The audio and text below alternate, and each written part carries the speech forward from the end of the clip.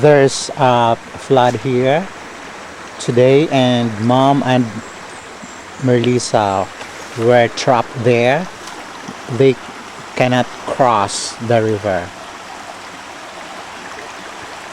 There is Mareza. She's trapped there.